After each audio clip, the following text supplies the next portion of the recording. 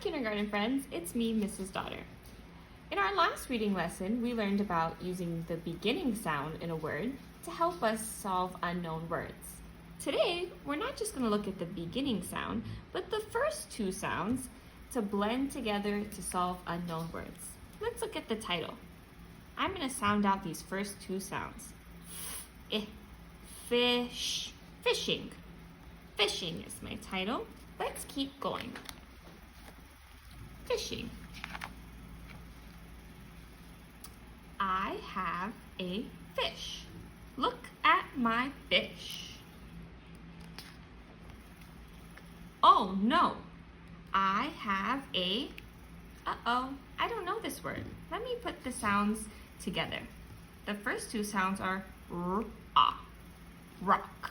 Oh no, I have a rock. I have a fish. Look at my fish. Oh no, I have a, let's blend these first two sounds together. I know that SH make a sh sound. I have a shell, shell.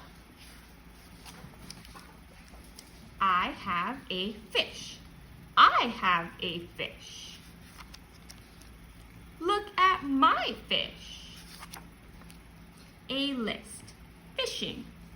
Rod, hooks, worms.